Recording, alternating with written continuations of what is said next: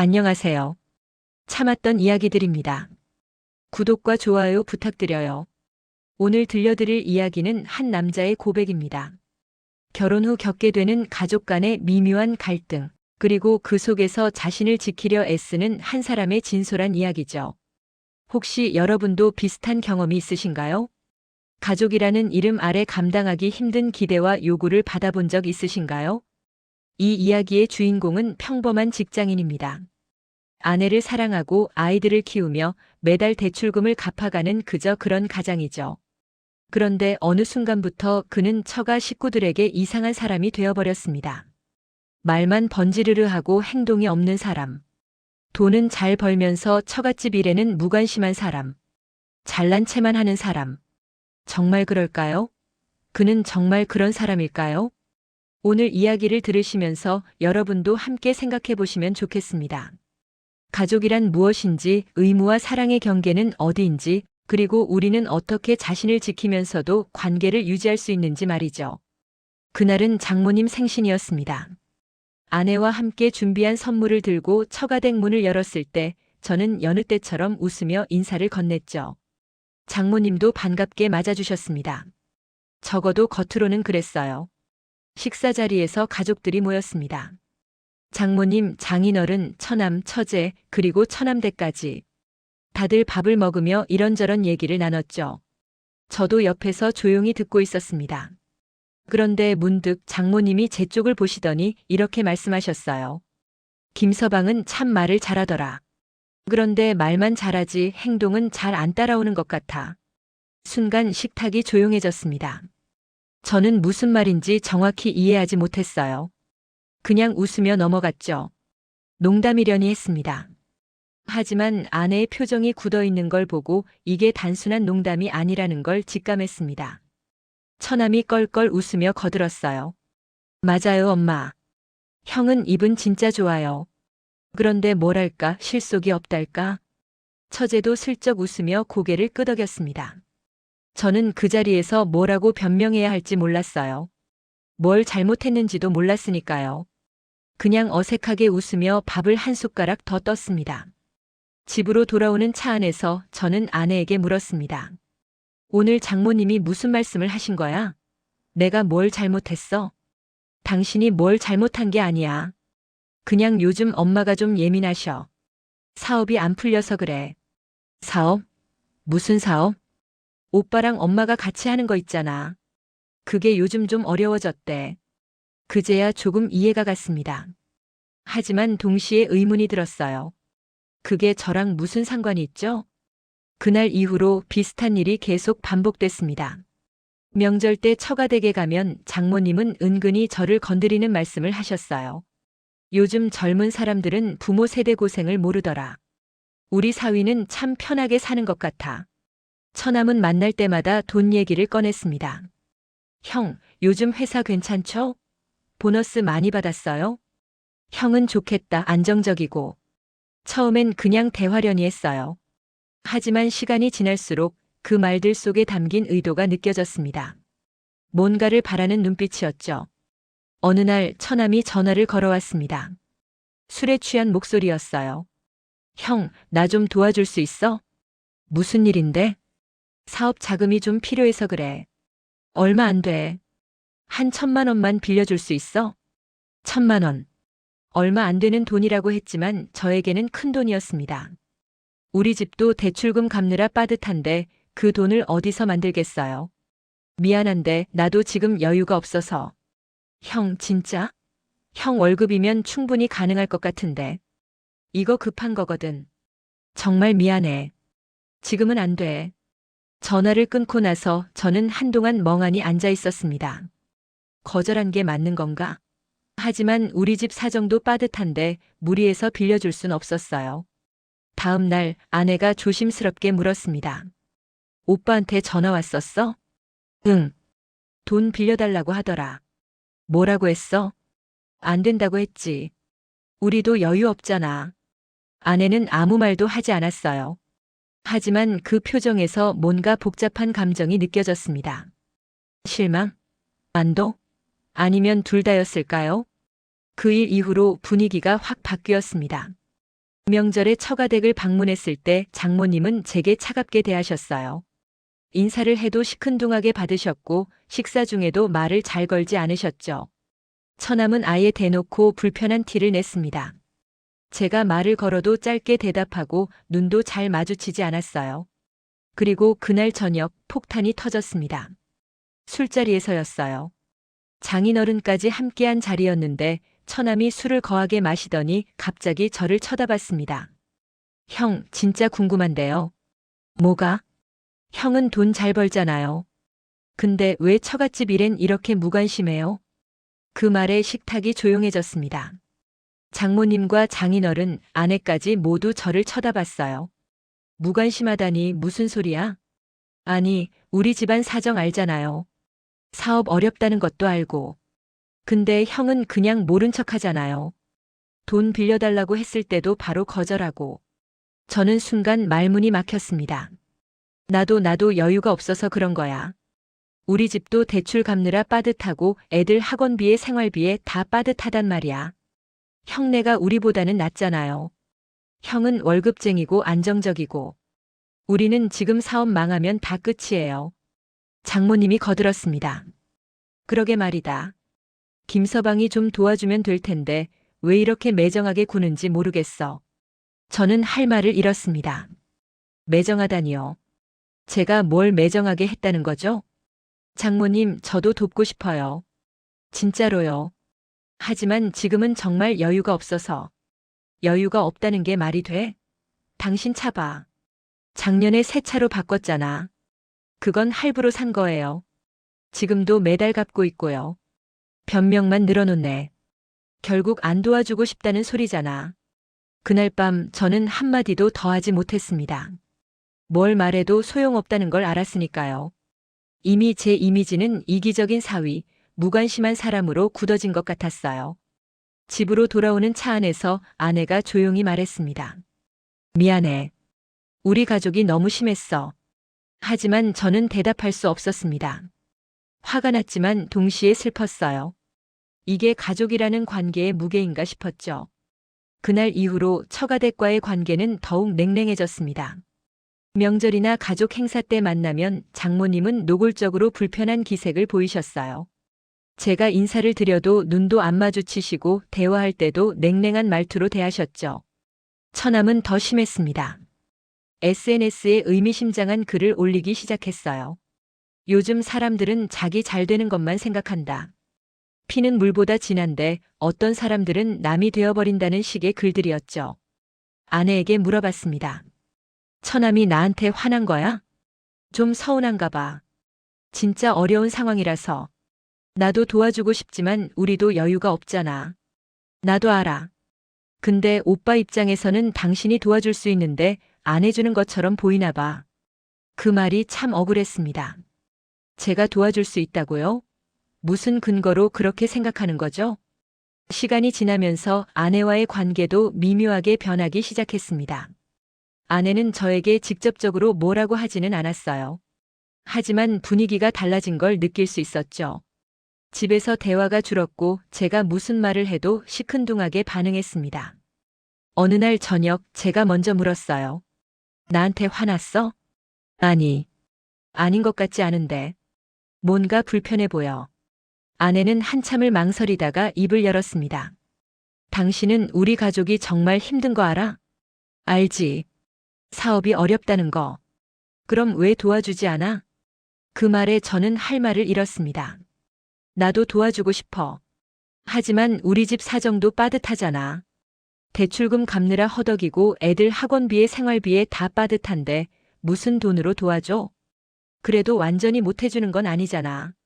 조금이라도 보태줄 수 있잖아. 조금이라도? 처남이 1,000만 원 달라고 했는데 그게 조금이야? 1,000만 원이 안 되면 500이라도 300이라도 주는 게 도리 아니야? 그게 가족이잖아. 저는 그 순간 뭔가 무너지는 느낌이었습니다. 아내마저 저를 이해하지 못한다는 사실이 너무 슬펐어요. 당신 가족만 가족이야? 우리 집도 가족이야. 우리 애들도 우리 집 대출도 다 책임져야 하는 거란 말이야. 알아. 그거 알아. 근데 지금 우리 오빠네는 정말 망하기 직전이라고. 엄마도 너무 힘들어 하시고. 그럼 나보고 어떻게 하라는 거야? 우리 집 빚을 더 늘려서라도 도와주라고. 아내는 대답하지 않았습니다. 하지만 그 침묵이 더 무거웠어요. 그 일 이후로 저는 점점 고립되는 느낌이었습니다. 처가댁에서는 저를 이기적인 사람으로 낙인 찍었고 아내는 저와 거리를 두기 시작했어요. 아이들조차 집안 분위기를 느끼는지 조용해졌죠. 저는 혼자 생각했습니다. 내가 뭘 잘못한 걸까? 정말 제가 이기적인 건가? 하지만 이성적으로 생각해보면 저는 잘못한 게 없었어요. 우리 집 사정도 빠듯한데 무리해서 돈을 빌려줄 순 없었죠. 그게 잘못인가요? 어느 날 회사 동료와 술을 마시며 이 얘기를 꺼냈습니다. 형, 나 요즘 처가댁 문제로 스트레스 받아. 무슨 일인데? 저는 그동안의 일을 쭉 설명했어요. 동료는 제 얘기를 듣더니 고개를 끄덕였습니다. 야, 너 잘못한 거 하나도 없어. 당연히 내 집부터 챙겨야지. 그렇지? 근데 처가댁에선 나를 이기적이라고 하더라. 이기적이긴 무슨. 그쪽이 요구하는 게 과한 거지. 1,000만 원을 쉽게 달라고 하는 게 말이 돼? 그 말에 조금 위안이 됐습니다. 적어도 제가 미친 게 아니라는 걸 확인할 수 있었으니까요. 하지만 집에 돌아오면 다시 현실이었어요. 아내의 차가운 시선, 처가댁에서 걸려오는 부재중 전화들. 그 모든 게 저를 짓눌렀습니다. 결정적인 사건은 장인어른 회갑 때 일어났습니다. 온 가족이 모인 자리였어요. 장모님, 처남, 처제, 그리고 친척들까지. 다들 모여서 식사를 하고 있었죠. 식사 중간에 장모님이 갑자기 제 얘기를 꺼내셨습니다. 우리 사위는 참 복이 많아. 좋은 직장 다니고 안정적이고. 부러워요. 겉으로는 칭찬처럼 들렸지만 뉘앙스가 달랐어요. 주변 사람들도 그걸 느꼈는지 조용해졌죠. 처남이 거들었습니다. 맞아요, 엄마. 형은 정말 좋은 직장 다니죠. 근데 우리처럼 사업하는 사람들 고생은 모르시나 봐요. 저는 참으려고 했어요. 하지만 참기가 점점 힘들어졌습니다. 장모님이 계속 말씀하셨어요. 사업이 어려우면 가족끼리 도와줘야 하는 거 아니야? 근데 요즘 젊은 사람들은 그런 게 없더라. 그 말에 저는 더 이상 참을 수 없었습니다. 장모님, 제가 도와드리고 싶지 않은 게 아니에요. 진짜로 여유가 없어서 그래요. 여유가 없다는 게 말이 안 돼요. 자네 월급이면 충분하잖아. 제 월급이 얼마인지 아세요? 대출 갚고 생활비 쓰고 애들 학원비 내고 나면 남는 게 없어요. 그래도 우리보다는 나을 거 아니야. 우리는 지금 사업 망하면 길거리에 낳는다고. 그건 제 책임은 아니잖아요. 그 말을 하는 순간 분위기가 싸늘하게 식었습니다. 처남이 벌떡 일어나며 소리쳤어요. 형, 지금 뭐라고 한 거예요? 우리가 망하든 말든 상관없다는 거예요? 그런 뜻이 아니야. 나도 안타까워. 하지만 내가 할 수 있는 게 없다고. 할 수 있는 게 없는 게 아니라 안 하고 싶은 거잖아요. 장인어른이 조용히 말씀하셨습니다. 김서방, 자네 말도 이해는 해. 하지만 가족이 어려울 때 외면하는 건 옳지 않아. 저는 그 자리에서 더 이상 말하지 않았습니다. 뭘 말해도 소용없다는 걸 알았으니까요. 아내는 제 손을 잡으며 조용히 말했어요. 우리 나가자. 우리는 그 자리를 나왔습니다. 차에 타서 집으로 가는 내내 우리는 아무 말도 하지 않았어요. 그날 이후로 저는 한동안 방에 틀어박혀 있었습니다. 출근하고 퇴근하고 집에서 조용히 시간을 보냈죠. 아내와도 대화가 거의 없었어요. 아이들도 눈치를 보며 조용히 지냈고요. 어느 날 밤 혼자 거실에 앉아 있었습니다. 텔레비전도 켜지 않고 그냥 어둠 속에서 멍하니 앉아 있었어요. 내가 뭘 잘못한 걸까? 그 질문이 계속 머릿속을 맴돌았습니다. 정말 제가 이기적인 걸까요? 가족을 외면한 걸까요? 하지만 이성적으로 생각해보면 저는 제 가족을 지키려고 했을 뿐이었어요. 우리 집 대출, 우리 아이들, 우리의 미래. 그걸 지키는 게 잘못인가요? 문득 깨달았습니다. 문제는 제가 이기적이어서가 아니에요. 문제는 서로의 상황을 이해하지 못한다는 거였죠. 장모님과 처남은 저를 여유 있는 사람으로 봤어요. 안정적인 직장, 월급쟁이, 그래서 돈이 있을 거라고 생각했죠. 하지만 제 현실은 달랐어요. 대출금에 허덕이고 매달 생활비 걱정하는 평범한 가장이었죠. 반대로 저도 그들의 절박함을 완전히 이해하지 못했을 수 있어요. 사업이 망하면 정말 모든 걸 잃는 거니까요. 그 두려움이 얼마나 큰지 저는 제대로 공감하지 못했을지도 모릅니다. 하지만 그렇다고 해서 제가 무리해서 도와줘야 하는 걸까요? 우리 집을 희생해서라도? 그건 아니라는 생각이 들었습니다. 며칠 후 아내가 먼저 말을 걸어왔습니다. 우리 얘기 좀 할까? 응. 미안해. 내가 너무 우리 가족 편만 들었던 것 같아. 그 말에 저는 조금 놀랐습니다. 아내가 먼저 사과할 줄은 몰랐거든요. 아니야. 당신도 힘들었을 거야. 친정이 어려우니까. 응. 근데 당신 입장도 생각 안 한 건 아니야. 우리 집도 빠듯하다는 거 나도 알아. 그럼. 근데 엄마랑 오빠가 워낙 다급하게 말하니까 나도 좀 흔들렸어. 당신이 조금만 도와주면 될 것 같은데 왜 안 하나 싶기도 했고. 저는 한숨을 쉬었습니다. 나도 도와주고 싶어. 진짜로. 근데 우리 집 사정이 이런데 무리해서 빌려주면 나중에 우리가 더 힘들어질 것 같아. 알아. 이제 알아.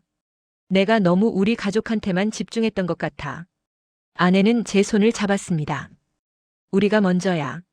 우리 가족이 먼저고 우리 애들이 먼저야. 그걸 잊고 있었어. 그 말에 저는 눈시울이 뜨거워졌습니다. 아내가 이해해준다는 게 그게 얼마나 큰 위안이 되는지 몰랐어요. 고마워. 당신이 이해해줘서. 미안해. 내가 당신을 더 지켜줬어야 하는데. 우리는 그날 밤 오랜만에 진솔한 대화를 나눴습니다. 우리 집 사정, 처가댁 사정, 그리고 앞으로 어떻게 할지에 대해서요. 다음 주말 저는 처가댁을 찾아갔습니다. 아내가 같이 가겠다고 했지만 저는 혼자 가겠다고 했어요. 이건 제가 직접 말해야 하는 거였으니까요. 장모님과 장인어른 그리고 처남이 거실에 앉아 계셨습니다. 제가 들어서자 다들 조금 놀란 표정이었어요. 안녕하세요. 어서 와. 앉아. 저는 소파에 앉으며 천천히 입을 열었습니다.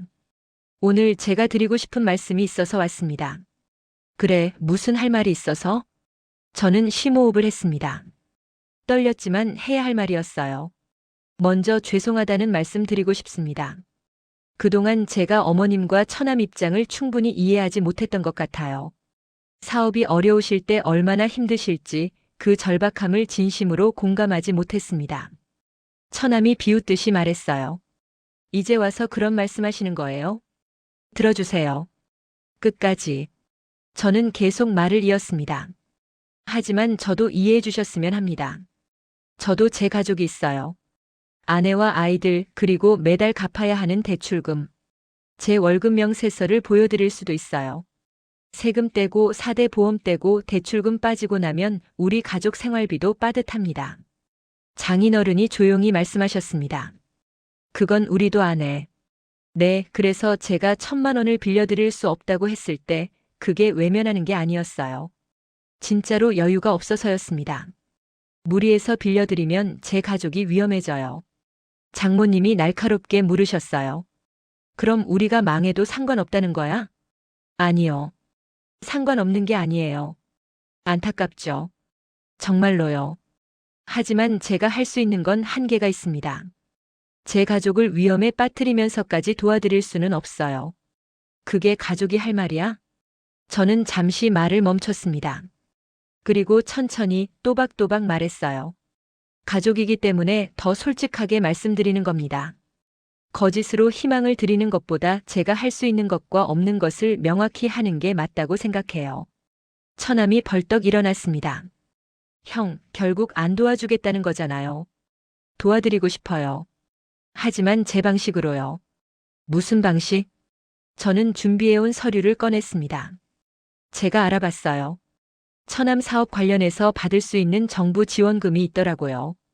소상공인 특례보증, 긴급 경영 안정자금 같은 것들이요. 서류는 제가 정리해뒀습니다. 처남은 서류를 받아들고 멍하니 쳐다봤어요. 이게 뭐예요? 제가 직접 돈을 드릴 순 없지만 이런 식으로는 도울 수 있어요. 서류 작성도 도와드릴 수 있고 필요하면 같이 은행 상담도 받으러 갈 수 있어요. 장모님이 조용히 서류를 넘겨보셨습니다. 이런 게 있었어? 네. 제가 며칠 동안 알아봤습니다. 처남 상황에 맞는 걸로 추려뒀어요. 장인어른이 말씀하셨습니다. 김서방 고맙네. 이런 것까지 알아봐줘서. 제가 할 수 있는 건 이 정도예요. 직접적인 금전 지원은 어렵지만 이렇게 정보를 찾고 절차를 도와드리는 건 할 수 있습니다. 처남이 서류를 보며 조용히 말했어요. 형, 저도 너무 심했던 것 같아요. 형한테만 의지하려고 했네요. 아니야. 급하니까 그럴 수 있지. 나도 더 이해하려고 노력할게. 장모님은 한동안 아무 말 없이 앉아 계시더니 천천히 입을 여셨습니다. 김서방 미안하네. 우리가 너무 김서방한테만 기대려고 했던 것 같아. 아니에요. 저도 더 따뜻하게 대했어야 하는데. 아니야. 김서방 말이 맞아. 그날 우리는 오랜만에 제대로 된 대화를 나눴습니다. 서로의 입장을 이해하려 노력했고 현실적으로 무엇을 할 수 있는지 함께 고민했어요. 완벽한 해결책은 아니었습니다. 여전히 처남네 사업은 어려웠고 저희 집도 빠듯했죠. 하지만 적어도 서로를 적으로 대하지는 않게 됐어요. 그로부터 몇 달이 지났습니다. 처남은 제가 알려준 정부 지원금을 받아서 당장의 위기를 넘겼어요. 사업이 완전히 회복된 건 아니지만 적어도 망하지는 않았죠. 저도 할 수 있는 선에서 도왔습니다. 가끔 주말에 처남 가게에 가서 일손을 거들거나 마케팅 아이디어를 함께 고민하기도 했어요. 돈은 아니지만 제 시간과 노력을 나눴죠. 장모님과의 관계도 조금씩 나아졌습니다. 여전히 완전히 편한 사이는 아니지만 예전처럼 서로를 원망하지는 않게 됐어요. 명절에 처가댁을 방문했을 때 장모님이 제 손을 잡으시며 말씀하셨어요. 김서방, 그동안 고마웠어 해준 것들 다 알고 있어. 아니에요. 제가 더 신경 써야죠. 아니야. 김서방은 당신 방식대로 최선을 다했어. 우리가 그걸 이해 못했던 거지. 그 말에 저는 가슴이 뭉클했습니다. 집으로 돌아오는 차 안에서 아내가 말했어요. 고생했어. 당신이 잘 해결해줘서 고마워. 우리 함께 해결한 거지. 그래도 당신이 먼저 손 내밀어줘서. 그게 쉽지 않았을 텐데. 저는 아내의 손을 잡았습니다. 당신이 내 편이 돼줘서 가능했어. 혼자였으면 못했을 거야. 뒷자리에서 아이들이 떠들며 웃고 있었어요. 우리 가족의 평화로운 순간이었죠. 여러분, 이 이야기를 들으시면서 어떤 생각이 드셨나요? 혹시 주인공이 이기적이라고 느끼셨나요? 아니면 정당한 선택이었다고 생각하시나요? 가족이라는 관계는 참 복잡합니다. 사랑하고 의무도 있고 기대도 있죠. 하지만 때로는 그 무게가 너무 무거워서 감당하기 힘들 때가 있어요. 혹시 여러분도 비슷한 상황에 처해 계신가요? 가족이라는 이름 아래 감당하기 힘든 요구를 받고 계신가요? 기억하세요. 당신이 먼저 안전해야 합니다. 당신이 무너지면 아무도 도울 수 없어요.